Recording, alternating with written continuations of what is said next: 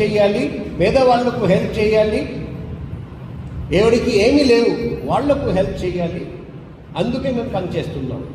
So మీరందరికీ నేను ఎందుకు ఈ 2 ఇన్సిడెంట్స్ సంఘటనల గురించి చెప్పానంటే, చాలామంది అనుకుంటారు దేవుడు లేరని. దేవుడు మనకు కనిపించాడు. మన చుట్టుపక్కల ఉన్న మనుషులే దేవుడు. ఇది మనం ఎందుకు మాట్లాడలేదు.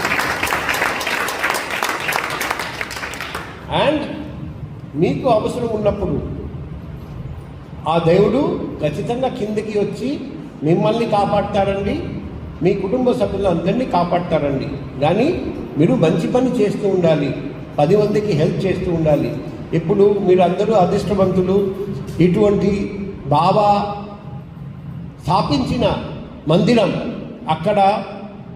అక్కడికి రెగ్యులర్గా మీరు వస్తున్నారండి, ఇక్కడ సేవ చేస్తున్నారండి. ఇదంతా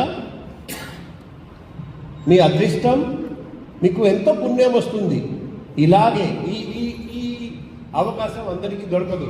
ఇది స్వర్ణావకాశం. మనం ప్రతిరోజు ఈ స్వర్ణావకాశం ఉపయోగించాలి.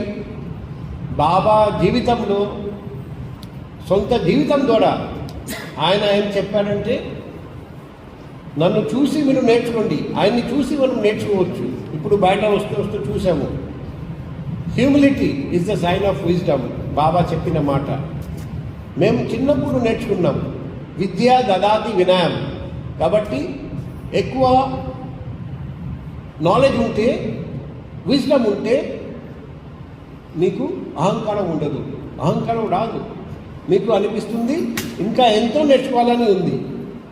ఇవన్నీ బాబా నేర్పించిన మాట. సో నేను ఈరోజు ఇక్కడికి రావడం నేను నా అదృష్టంగా భావిస్తున్నా. మీతో మాట్లాడడానికి అవకాశం రావడం, మీతో ఇంటరాక్ట్ అవ్వడం నాకు చాలా గర్వకారణం. భవిష్యత్తులో కూడా ఎప్పుడైనా పిలిస్తే నేను ఖచ్చితంగా వస్తాను. ఈరోజు